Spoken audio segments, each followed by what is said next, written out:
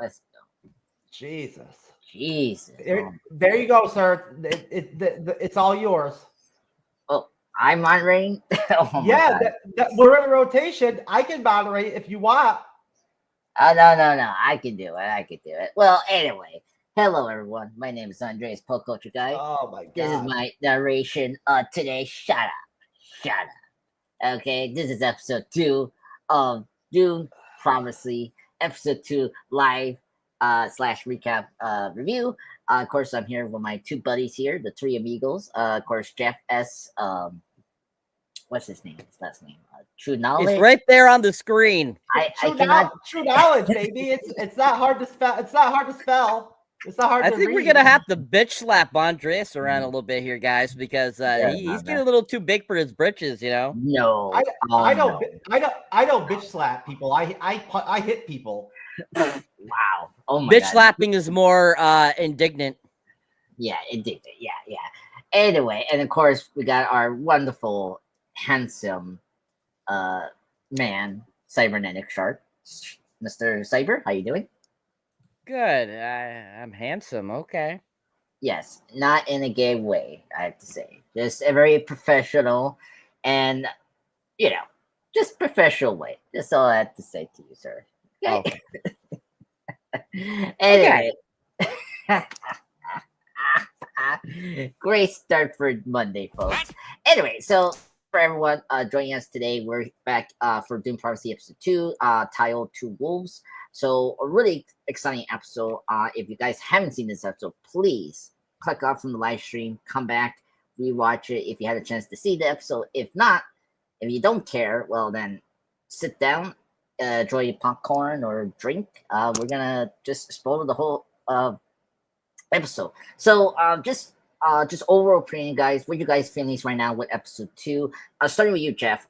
What do you like this episode? Was it better than the first episode? What's your feelings right now with this second episode we have? Yeah, I like the show, so I'm gonna like every episode of it. It's good. So I'm already tuned in with it, hooked in with it. I'm still like, it's only 2 episodes, so I'm still trying to familiarize myself with the names of the characters and all that. I'm not quite there yet with all that. Especially the secondary characters. But it's coming, it's really good. I really liked episode 1 a lot. I thought episode 1 was the stronger of the 2 episodes out of the 2, without question. But that's normal, I think, for TV series. Like when we cover them, I think usually the first episodes usually are better than the second episodes, because episode 2 is always a roadblock episode. It's always like a gateway episode, like a link in the fence kind of episode where it's a building block episode usually. So with that being said, for what it is, for it being episode 2, a second episode, I thought it was really good and I enjoyed it. It definitely did not keep up with the first episode pace wise, I didn't think. But it was still enjoyable and it drove the plot really well. No, I agree. Cyber, your thoughts on episode 2 before we head in. Do you like the episode? You're like hooked on the show still? Really fantastic second episode. Really drew me in. The 2-minute long sex scene had me all giddy for this episode. So I'm good. I'm really good. I loved it. Loved it. Hands down. Boom. True. I was like, okay, we're watching Dune Prophecy, and then all of a sudden, like, bam, we're going to show you, boobs and sex. I was like, whoa, this is good. This is the best day ever Monday. So yeah, so I was kind of like best show ever. And keep it going, Dune. You're gonna probably beat Shogun or Penguin soon. Anyway, so let's get into the beginning of this episode. So we Dodger, shush. We're doing the review. Anyway, we get back to so back to the sister, like the sisterhood's like palace, where we get more information about what happened to the Kasha's like autopsy. Everyone knows Kasha is the sister that got killed during episode 1 with the child simultaneously, and so they're like advertising her body to like examine what happened to her and like what caused her death and all that, which we get information from. And then the same time, we see that the death is kind of like the talk of the mother school, and like the acolytes, the students they call them, are like talking about it and see theorizing what happened here. And so Reverend Mother Tool, that's Olivia Williams' character, learns that it was like an imbalance in her body. It was sort of still a mystery. So she's trying to like climb down to that and try to have a course correct everything. Where the other mother, Mother Val, is going to go to the Mark Strong's planet because of what happened. Because now that sister that she has to kind of protect the princess over there, and try to still control her, and try to ensongle her to the school and stuff like that. And then at the same time, we see the soldier that killed the kid is captured, is going to be in prison. We see the father of the kid die in angers. Ferdinand, that's the name for Mark Strong's character, claiming that the death was accidental, and denying the soldier's involvement here. So let me stop there. Let me go with you, Cyber. What you thought about the opening here with the motherhood, and then seeing the house trying to cover up the accident, try to cover up the crime. They have a suspect, but from there, go ahead. So, I mean, the episode starts off really strong, basically continuing from the last episode.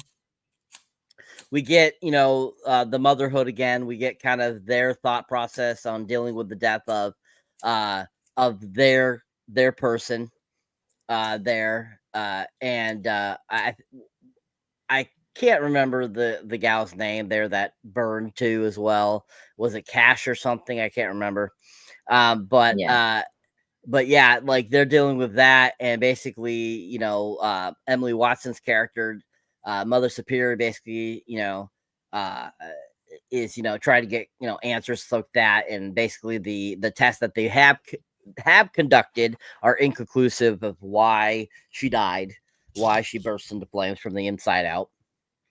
And so, basically we get kind of that kind of start to them. We're going to have to take a journey basically and go and talk to Mark Strong's character. And so then, of course, we get that great sequence there where basically the soldier guy tells, Mark Strong that, he killed the kid, and that he did it for the Empire, and that he did as he was told, like a good little soldier. And Mark Strong's kind of like, what the fuck? Like, what are you talking about? I didn't say to kill the kid. Like, I like was saying in passing, like, it'd be a good thing to get rid of the kid, but I didn't say actually kill the kid. And, you just see kind of the whole thought process come across Mark Strong's face, like this guy just royally fucked me, basically. And, I thought Mark Strong did a great job there, in this introduction to the episode. He was really great. He was very, very king-like and all that kind of stuff. The guy that's playing the soldier that has the abilities from getting eaten by the sandworm, this guy, I think, is doing a really good job. I think he's playing a really good villain type of character. And I've really enjoyed him the last 2 episodes. And he's got something there's something very good about him. Like he's got a good persona of what he's trying to bring to the character, and I've liked that so far. Of course, we get that kind of brief interruption by the wife a little bit, trying to nestle her way into the mix, which typical ruler wife tried to be badass like the ruler and stuff like that, which cracks me up. And she of course gets in the way, and she's just there to be very irritating, as I like to say it. But the whole process of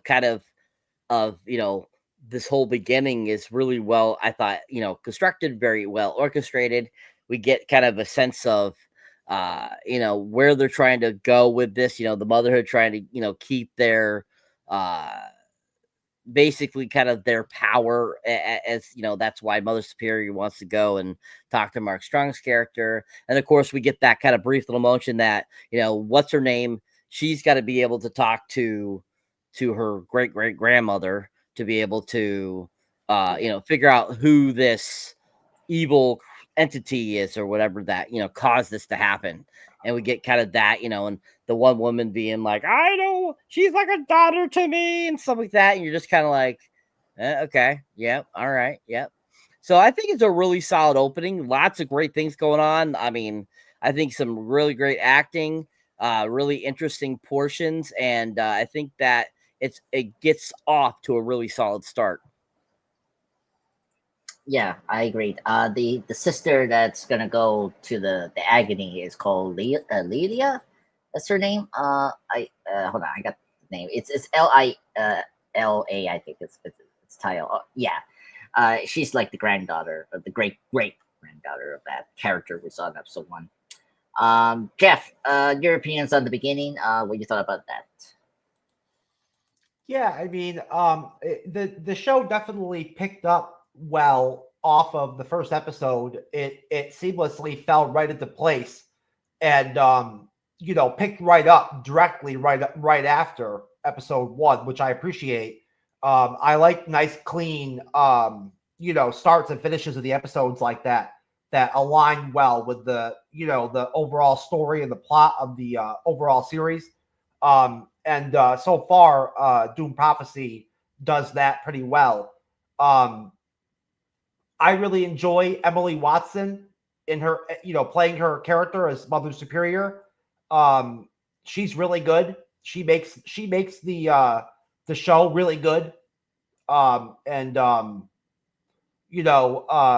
The depiction of the autopsy by the Bene Gesserit person was very interesting, because I think that, like, anytime you get the world building type of content in Dune, like the periphery type of stuff, the secondhand scenes where, like, you get characters and things occurring that explain how things work in this universe, in this world after the loss of thinking machines, right? They don't have machines to aid them in medical help, right? And like medicine. So of course, when they do autopsies, they don't have any devices or anything like that. Like you'd think, they would, which is weird, because they're so far in the future, so you'd think that they would have technology on hand, but they don't. Yeah, it's really interesting, and good start to the episode. I was a little bit pay attention to other stuff a little bit right in the beginning. I didn't fall into place until right after the intro in the episode, but what I did see, I liked it, and I thought that it worked well. Yeah, I kind of agree. I mean, yeah, this show particularly, we got like two intersection storylines. Like we're bouncing back and forth on the sisterhood, like the mother school, and then we're back here to this house of I don't know what this house is. I thought it was the Atreides, but it's a different house. Carino, right? The house of Carino, right? And like we're focusing, like we're back and forth from two storylines, which I'm surprised they they're doing well with that because That's the same house from Dune. okay. That was the Emperor of Dune of the Dune film, House Carino. Okay. I knew it was familiar. I just didn't know if they were the same. So let me I'm okay. Okay, I'm good. Okay. I almost ice man myself. So before so let's get back to the episode here. When the mother Val is going to leave, so she took one of the students with her. I can't remember the black child to accommodate her to the city so that we get the princess into our school like right away and like try to train her as possible. Before she leaves, she talks to Reverend Tula, played by Olivia Williams, and you see what I like about this sequence is that you see that she's very close to this the great granddaughter Lilia, I think you call her, and that she's like her secret daughter, and we seeing that the Reverend the High Master wants her to go through the agony. If you haven't seen Doom Part 2, we saw Trady's mother, Paul Trady's mother, going through that process, and it was very painful.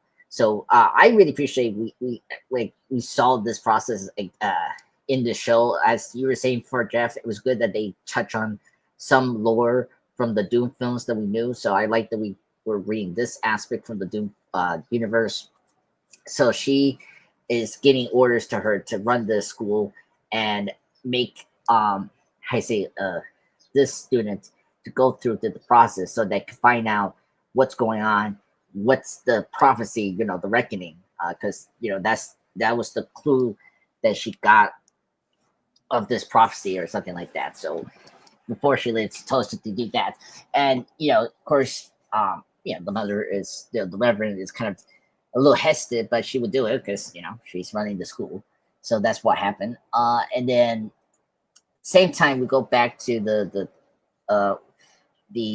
house here, and yeah. So we go back to the house here. We see the father, very angry, like coming in and getting actually information from probably the daughter, because during the sex scene in the beginning, the stepson that was a big shock. I guess it's the father of the boy that died that gets the information. Okay, okay, because that part was weird when I was watching this episode. So it got information from there that they have the killer that killed the son, right? And so he bursts in and to the chambers for Mark Strong and telling him that I want the killer, so that he paid punishment and face true justice. And before that happens, we see Reverend Val coming in. So she right there comes into the chambers. She used her powers, her abilities, to see what's going on with Mark Strong's character, because she sees that she has like a suspect and all that. She knows that the soldier is the one that killed the kid and probably connected to the other sister that died simultaneously.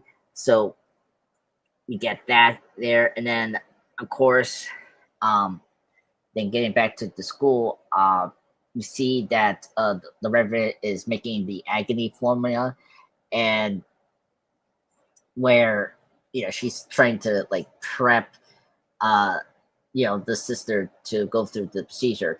Now Truly doesn't push, so this Reverend Trula doesn't push the sister into undergoing the agony, although she does make it's important to her to, if she wants to know more about her mother. That was the way she did it. She kind of slowly kind of tricked her to go through this process. And during this time, when she's talking to her about that she know about her mom, or and how she was you see right away that these two have a clearly bond, which is really good, and it shows kind of they have a mother and daughter relationship. So let me see here. Put my notes here. Let me stop there. My internet is really wacky right now, guys. Sorry about that. Let me get back here.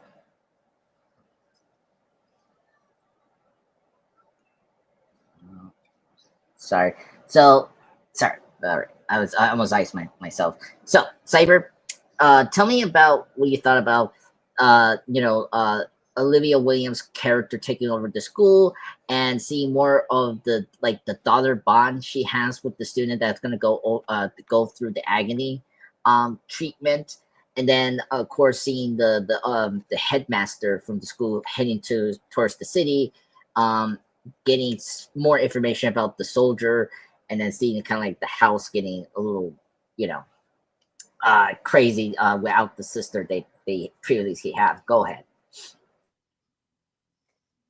I honestly like that whole storyline with the sister that takes over the school while the head council is out.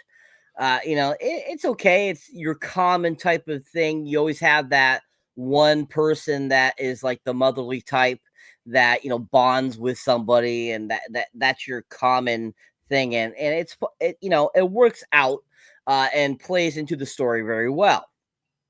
And I like that it doesn't take too much of the story away from the rest of the actual storyline we're following. So I do appreciate that throughout this episode. And, throughout this portion of the episode, we get a whole bunch of stuff going on here. It's crazy what we see here. And, we get more, idea of what's going on with certain people. We, get little tidbits and all this kind of stuff from, different people as well. I believe this is the section with the sex scene, right? Yep. Which, hands down, that's the best scene in the whole film episode. I mean, the whole fact that they went full on in this too with that, I was kind of like going, wow, this is almost like watching one of those like Euphoria shows or one of those other shows kind of like that. I was like, holy shit. I'm like, wow, they really taken it to a whole new level. I mean, this puts the little scene in the first episode to complete shame. And so I was like, here you go. This definitely right here. This is definitely good writing here. And I appreciated the scene because I thought that was kind of a clever idea that the other king guy sends his daughter to do his dirty work. And you're kind of like, she's pumping information out of him. Wow. Depending on what's your view of how to pump things out of people, it could be in several different types of ways. She decided to use her body. I thought that was a great, clever idea because what's one thing men can't resist? Women's bodies. So I think that was very clever and showed great writing. And I feel Frank Hebert, however you say his last name, would be proud of that writing. I think that that was very clever and really did a great job of giving us a little kind of a buffer between kind of all those kind of lulls in the episode where you're getting a whole bunch of information being bombarded down on you. I thought that was a clever idea, and it gave us kind of a break from giving us a little excitement, giving us flesh, giving this, that. So I thought they did a really good job there. And I thought that the actress did a really good job. The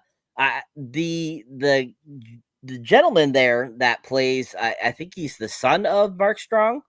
I think he's doing a great job. I'm enjoying his character and seeing kind of how he develops. I know it's only 2 episodes in, but I really feel that he's going to have a lot. There's going to be things going on with him later on in the episodes, and it's going to be interesting to see just where that goes.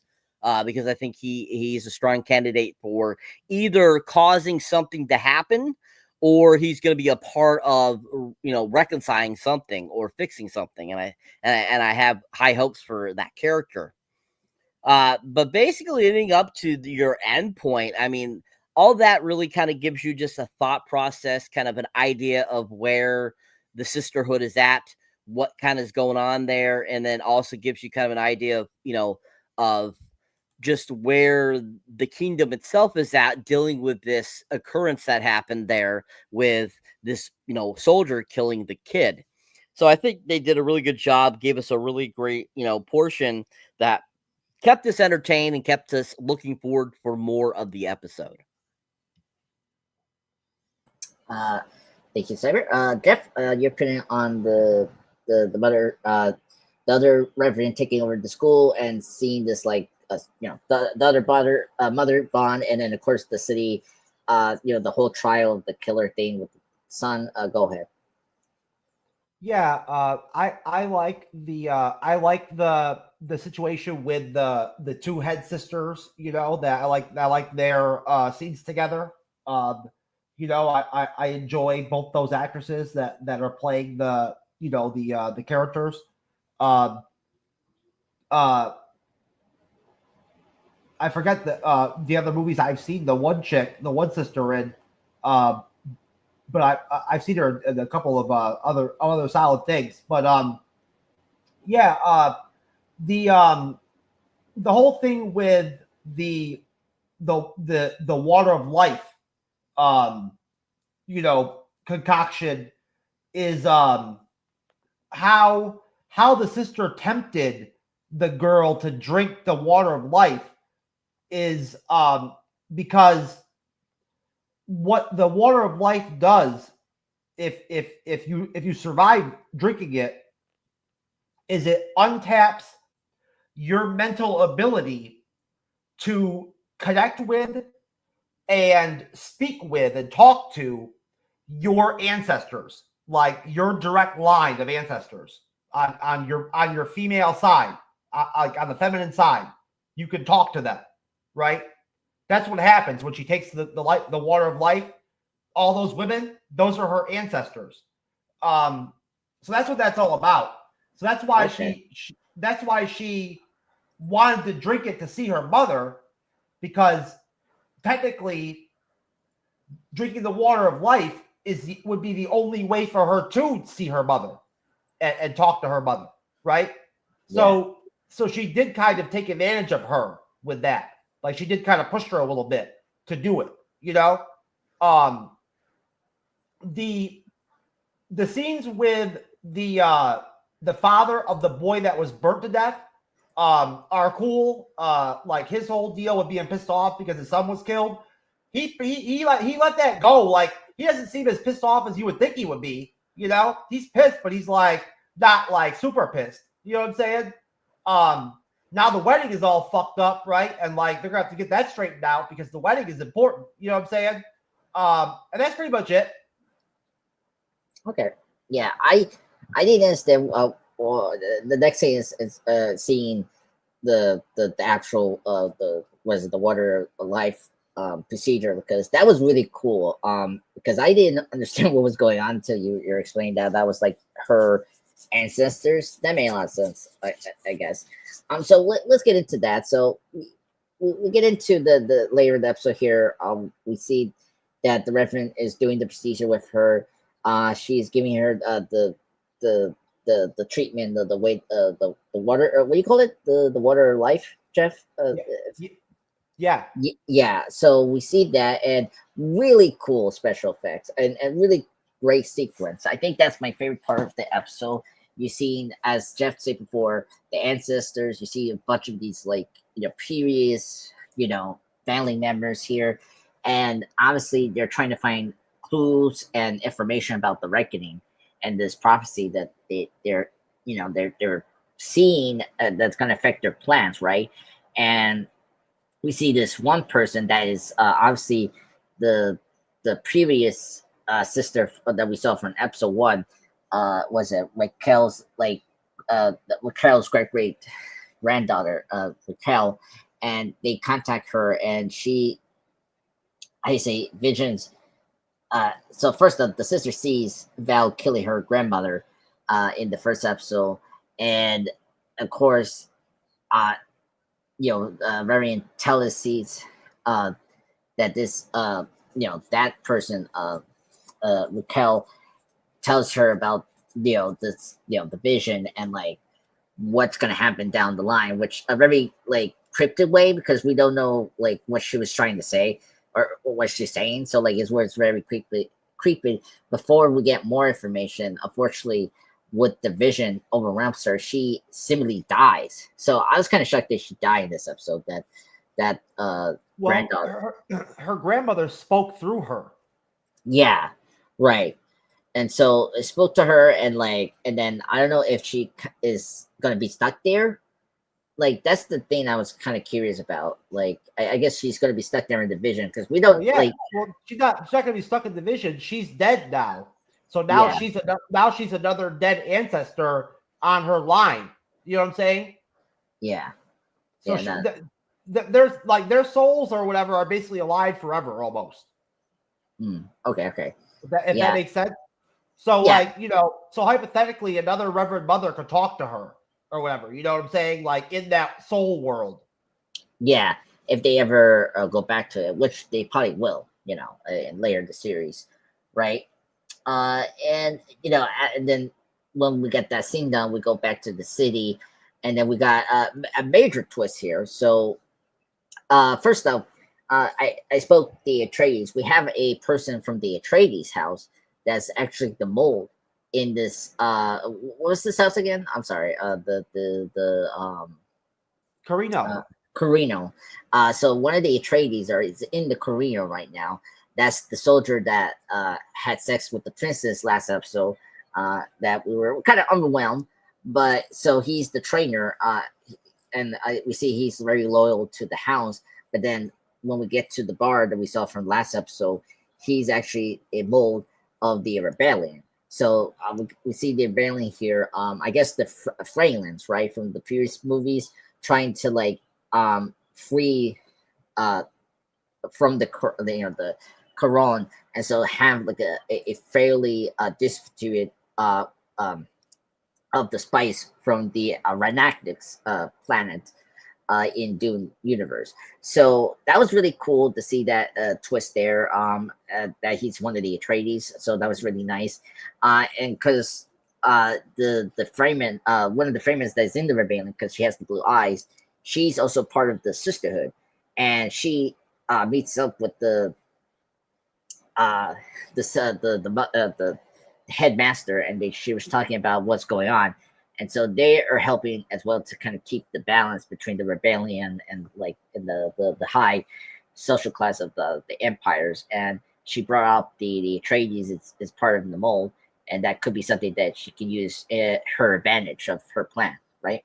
So we got that, and then at the same time, we also have one of Mark Strong's wife. She so first up, the soldier that's captured, when he flows. I don't know if you guys seen Star Wars Episode 2. This reminded me of Star Wars Episode 2: Attack of the Clones, when Obi-Wan was captured by Count Dooku, and he was floating in one of the later scenes in Episode 2. I don't know if George Lucas took this concept and put it in his film. Just remind me that kind of scene from Episode 2 of Star Wars. But the wife talks to the prisoner about what he's doing, and plus we see a scene with him, with the headmaster confessing the crimes he did, and we know that he's trying to break down the ruling from the sisterhood, because he knows that they're are controlling the whole empire of Corone. And so he knows that, and when we get to the end of the episode, it's a really cool moment what he does to the reverend. But let me stop there. Jeff, let me get your thoughts on the twist on the soldier being the mold and being the Atreides. What you thought about the sister going through the water of life and her dying and the process, and plus the prisoner confessing his crimes to the wife and the reverend. Go ahead. Yeah. Well, the guy Desmond, the soldier, is interesting. I think that's the actor that was in Vikings that plays him. And he's really good. I like what he's doing with the character, and it's intriguing. How he's so willingly admits what he did and all that, and his reasons for doing it, and all that. It's interesting. The scene where the Reverend Mother girl died drinking the water of life was really intense. It was very powerful. Really, really well done visually, I thought. Really horrific, and scary. And really, just blended some really, really cool imagery into the episode, along with the I find it interesting aspect of the the ability of the water of life to unlock, the ability to communicate with your ancestors and stuff like that. It's neat, it's really interesting, which is what, that's what makes the Dune universe so cool, is it's just really interesting. And I don't know about the rebellion stuff yet. I mean, this was the first time we got into it, and I really didn't completely understand it, really, because it's all new. We don't really know those characters very well. So, I mean, it's cool to add more elements to the show. I like that. For the series, I think that's good to add, different elements to the plot. So yeah, I'm all for it. But I need more information about that and the Atreides guy and all that before I really understand what's really going down, But he's an interesting character. Yeah. He's cool. And that's pretty much it. Okay. We skipped over the interrogation by the Reverend Mother of the prisoner. Speak to that, because that I added that too. Yeah, that was good. I really enjoyed that. I really like Emily Watson playing that character. Like I said, not to you'll be repeating myself, but I really enjoyed her playing that character, and her interactions with the prisoner were good. I liked them. So yeah. Good. So Cyber, you're next. Tell me about your thoughts on the water of life sequence and the kid getting killed, and then of course the twist with the soldier that is the Atreides, and then of course the last part is the interrogation scene with the soldier and the Reverend. Go ahead. So the whole scene when they have the girl go under with the poison, that was really cool. I liked all the special effects they used. That was very fun. I thought that they did a good job with all the kind of crazy looks and stuff like that. I thought that was really interesting. But at the same time, I enjoyed that actress. I thought she did a pretty decent job. And, I was really shocked that they killed her off. I was really surprised by that. Especially, with showing her being so kind of like, she made it through those trials that they were showing in the first episode and working hard and all this kind of stuff. So I was really shocked by that. At the same time, that one chick that Emily Watson killed getting revenge, I thought that was kind of interesting. Being there in that realm where she goes to. And so I think that special effects, like I said, were just so well done there. And I thought it looked really cool and just really fun, and a really great scene that leads into, further into the episode with, the moving on from that and giving us some interesting, things.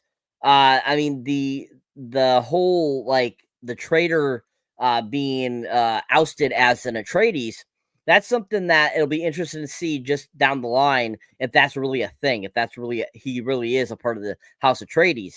And it'll be interesting to see just kind of where his character goes, because like I said before, I really like this guy that's been playing the character. He's been a very interesting character, and I like that the kind of mystery that surrounds him and kind of shrouds him, and like the whole concept that he was swallowed by sandworm, is really an interesting thing too, because like, why would a sandworm give you ability? Why would a sandworm have a conscience enough or a thought process enough to do that? You know what I mean? Because as we've seen sandworms in previous Dune things, they're just mindless animals that they end up being able to, ride. So that's kind of a different kind of thought process. Like, are we going to go back and find out that the sandworms were actually more intelligent in the past, and like they've gotten dumber over the years? So that's something that I think is also very interesting, and hopefully they'll go more into detail about that. Yes, Dodge. Thank you for acquiring that. And so going into the interrogation with the prisoner and Emily Watson. I mean, that was a really interesting scene. It's very good. It's very well done. Emily Watson, I agree with Jeff. I think she is a fantastic actress. She's always fun to watch. She always does a great job. I loved her in Red Dragon. She was really fantastic in that. She was great in, Lord of the Rings and everything like that. She's just one of those great actresses that can play all kinds of different types of roles. And she always plays, each of her characters very differently. And seeing her play kind of more of a, kind of like an evil, but yet unsure of herself kind of character, I think is really nice to see and refreshing from her, to see as something a little different than what we're used to. And I think it's fun to see her kind of play like kind of a bad guy type of character. And so that's been fun. But like how her and the stranger guy, the soldier guy, react to each other is really greatly done. And I think that this first combo that they have, I think, is really interesting interrogation and well played out. So this is once again another great solid portion of this episode that I felt there was no lags in this episode. It was very smooth. It kept moving. It kept flowing. And this portion, I thought, did that well too as well.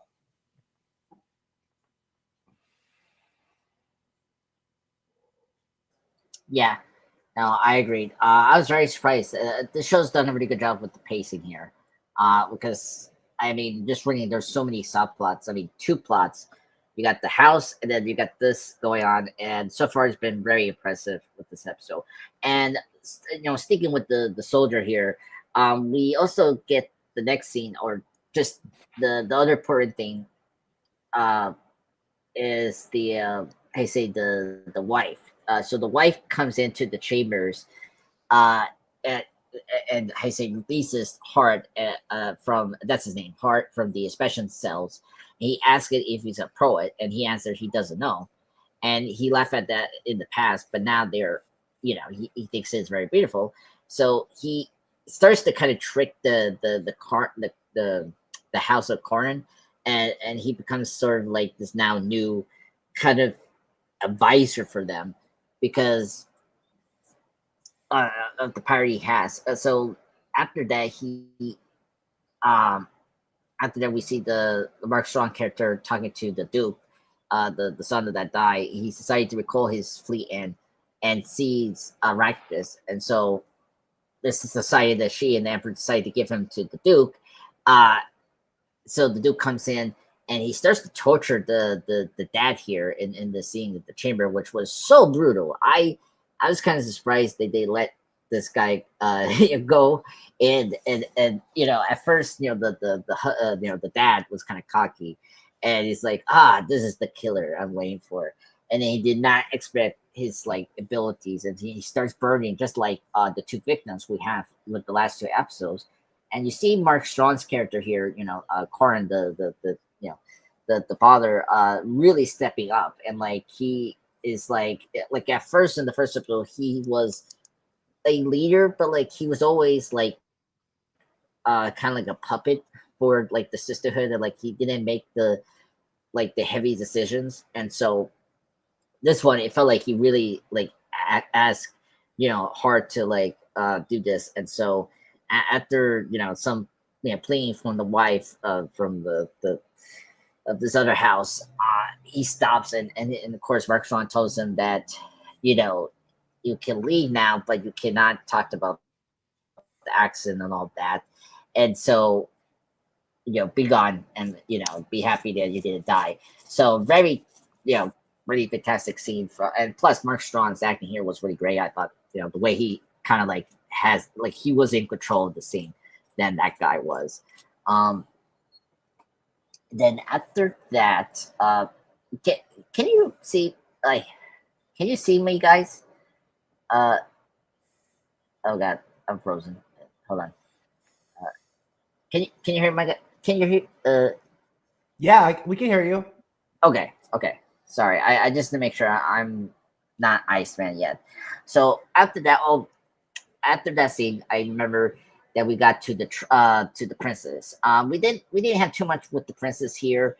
But we see here the mole here talking to coming into the training room, and they start having sort of like this friendly fight, and and now we know that he's like a trainee. It's kind of interesting with the relationship he has, and that he maybe is going too deep to the role undercover. So that's kind of interesting, and I like this relationship between the princess and this trades guy. I think it's really good, and so I think that was a really cool scene. I like that you're still using the technology that we see from the Doom series with the practice and all that we saw from Paul Atreides. And then let me stop there before we do like the end of here. I'll start with you, Jeff. What do you thought about the Heart getting released by the wife and being now kind of like the advisory for the Cornans, and him stopping that like dad for causing any scenery about his kid's death, and then through the princess training with the Atreides guy. Go ahead. Oh, we're not going till the end? I want to save that because that's a big deal. So okay, well, I don't really have a lot to talk about, like what you're giving me or whatever. Like with the end, I do, but yeah, I guess I mean like nothing really all that much like plot wise. Not a lot happens in the part we're talking about. Yeah, it's not really that interesting to me. The scene with the Atreides guy and the chick was whatever to me. It really didn't make any difference to me or whatever. I didn't care at all. It was like a completely unimportant scene. I mean, I liked we're talking about when the guy got burnt up, right? yes. Yeah. Yeah, I like that part. I mean, it was obvious that the Emperor was gonna end up giving his wife more like of a voice, that she wanted to have more of a role or whatever, so that was kind of like not surprising, and so like I'm sure she'll end up being a pivotal voice with him, so I wasn't surprised that they decided to use Desmond or whatever, as a weapon. I thought he killed that guy, but then he didn't kill him. So yeah, that's it. Okay. Cyber, your thoughts on Heart and the chambers, and then the princess training with the Atreides guy. Go ahead. It's no shock that after the wife talks to the soldier, basically releasing him, that was totally, I saw that coming. Especially after finding out that he was the one behind it that killed the kid, and kind of their thought process on how to cover this up and to keep their name out of this bad situation. It's not shocking that he ended up being released. And so we get that whole section there, which is pretty basic, pretty self-explanatory where they were going with that, and that you just knew that he was going to be used at some point because of what his abilities are. And so then moving on from that, you said the training, you said that. What was the other part? The Atreides guy talking to her about the kidnap and something like that during that scene. Yeah. Okay. So yeah, basically the whole interrogation or the whole section there where, basically with the wife and everything and them discussing everything, stuff like that. It gets the point across and just shows that, you knew that he was going to be used at some point, like I said before, which, moves the story along, gives us a good idea of, where this is going and how this guy is going to be established and used through the rest of the series, or this season, I should say. And then, that leading into the princess, exercising with the Atreides guy. I think that those little sequences are fun because it just it gives you more of that thought process of just like in the movies where we saw, Paul Atreides, fighting with Jason Momoa's character and Josh Brolin's character and stuff like that. You get kind of that same kind of feeling with that. Getting that training and showing, them using those cool shield things that protect them, which is really cool. And you get just kind of a thought process of, oh yeah, there's definitely action in this. There's going to be fighting. There's going to be some sort of sword play going on. Now their relationship, how it kind of ends up in that sequence where he kisses her and, says that was only because I was leaving. We got it on in the last episode. Cracks me up. And it's like, oh yeah. And he's like, okay, yeah, that's right. Yeah. We don't want to mess things up, and you're just like, dude, you want her again. Dude, just you do. And it's like, really? Like, that's how you're going to put it that way? Because definitely you could tell she wanted it too again. It wasn't just the spice talking last episode. So I thought that was kind of funny and kind of lame at the same time, taking away from that kind of great, like kind of, battling a little bit there, that, squaring off. And, I thought that they could have done without it. They didn't really need that in there, but still at the same time, you're just kind of like, yeah, they kind of gotta get that love triangle out of there, a little bit, gonna give you a thought process on what's going on there.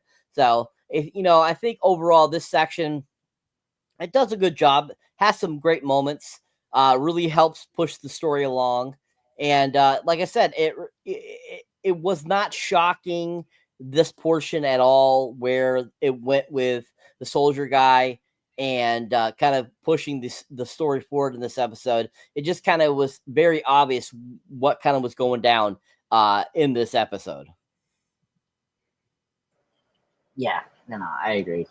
And then just saying to the end of the episode where we see Revenant Val talking to now Hart, and I think she hears about the news here, and while I'd say she now has her own spy in the rebellion, right? The Vision bartender that we see here, she I'd say that Desmond confronts Val during the night and tell about his express intent to wipe out the sisterhood for good from pretty much every empire. That's his intent, and it makes clear what his role is and what he's trying to do here. So that's good. So we got like a clear motivation of why Hart is doing right now, and he has a plan.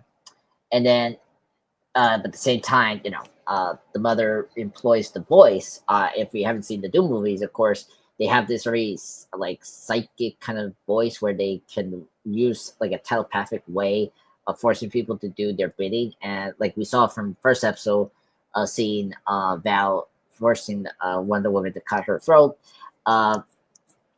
Killing Mikkel's granddaughter and assessor to kill herself before she was trying to destroy the breeding program, and she tried to compel him to commit suicide.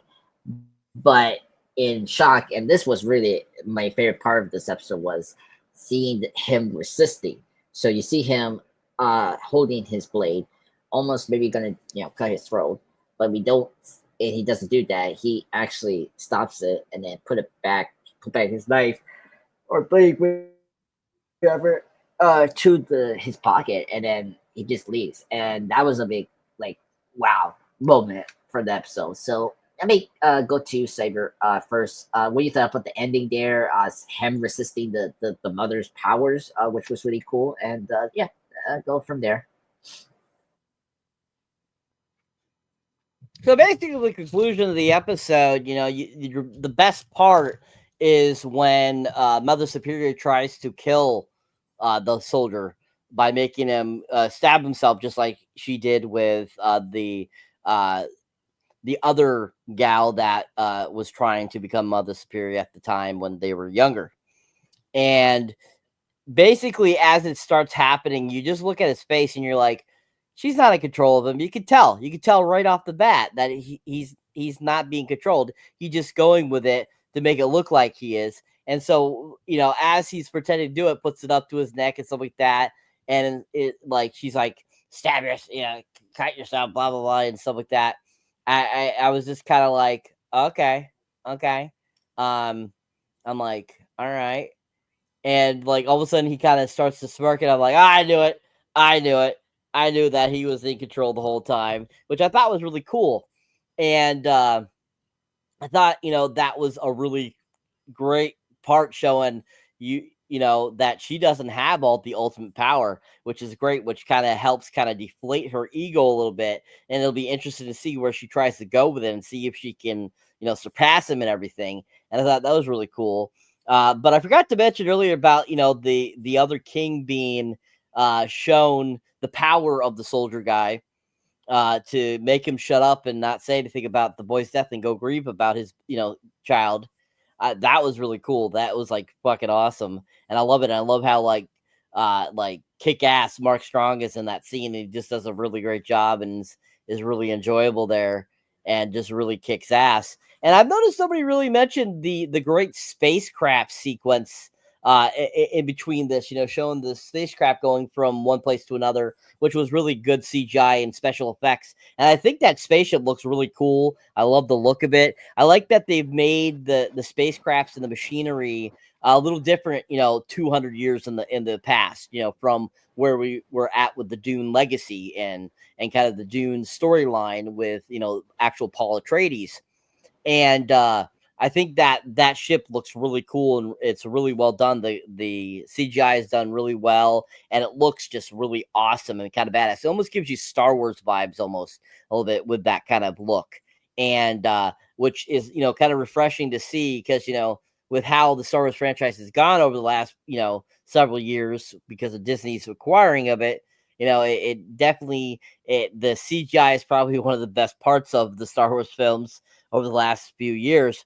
But definitely the graphics here are really awesome, and I think they did a really good job. The whole scenery, the cinematography in this series so far in these first two episodes are fantastic and look amazing, and it just looks really like the Dune, lore. It looks like the Dune universe, and I think they've done a really great job, high quality there.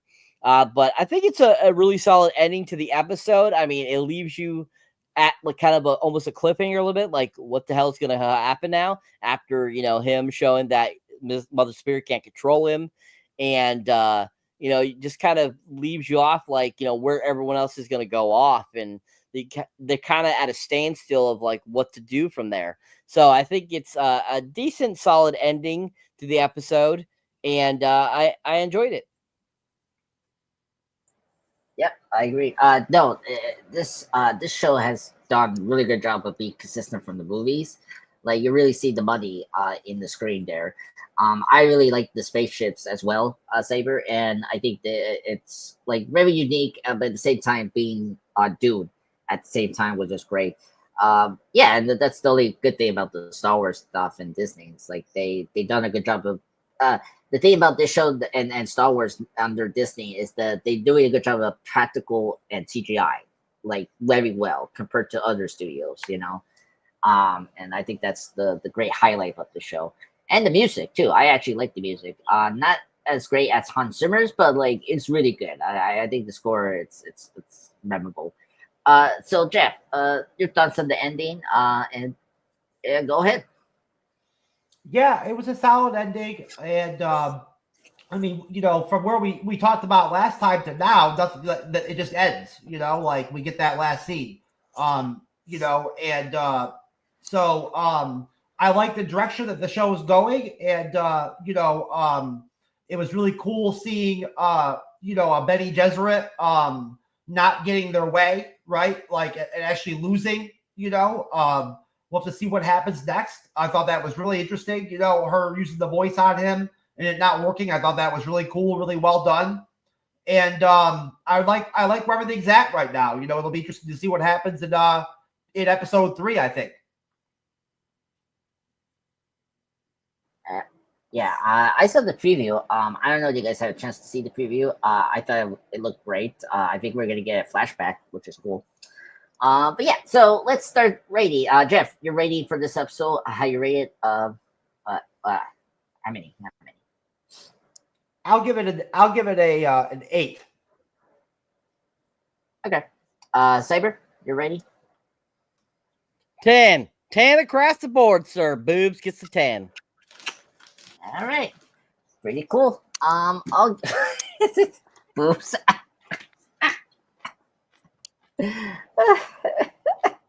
I'm sorry.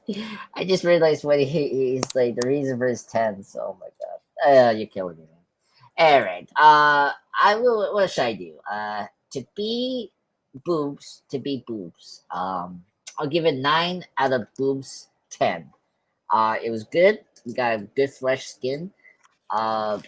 We got cocaine. Actually, we got some little sniff, which is cool. But yeah, I thought this episode was good. I thought it was better than the first episode. I have to say, but yeah, so far the show is going to be consistent, which is good. That's all I need for the show. So, Jeff, take it away. I want to say thank you guys for joining us for this recap on Dune, Prophecy episode 2. Sorry guys with the internet stuff happens. So yeah, I hope you guys enjoyed tonight's recap. You're good, Andres. You're all good, brother. All right. Here, Cyber, why don't you go first, sir, and do your plugs?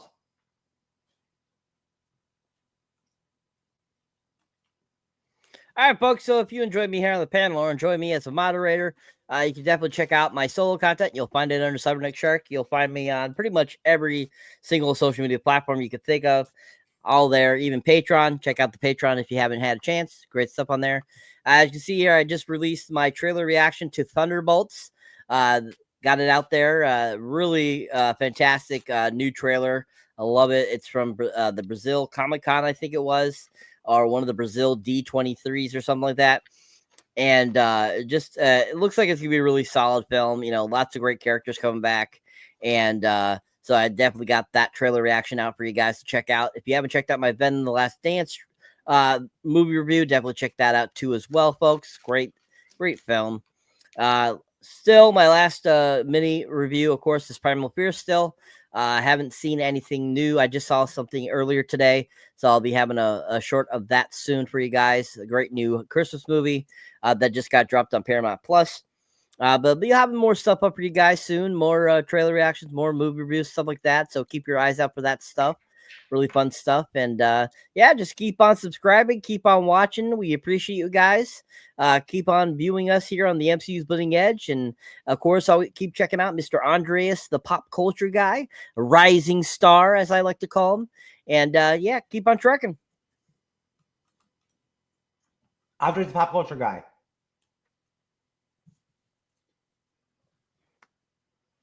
Is he Iceman?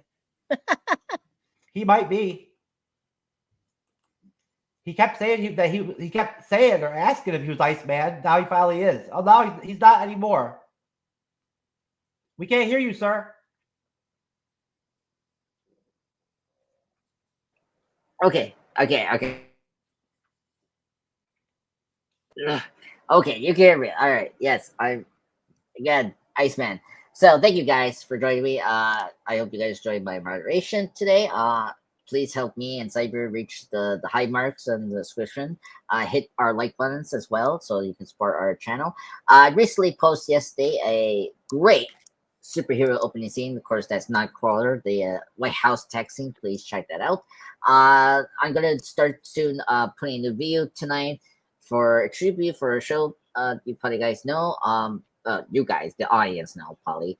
I'm gonna do new shorts soon.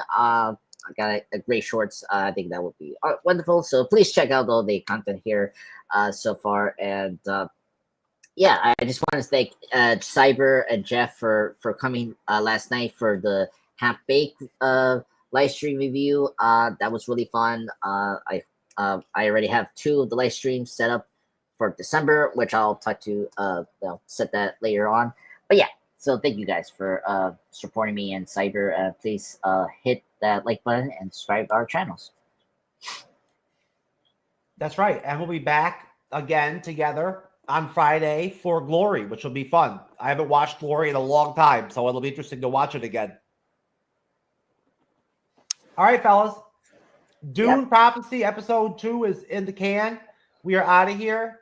Peace out, everybody. Have a wonderful Tuesday. Have a good day at work and good evening. We'll see you later. God bless you. Peace.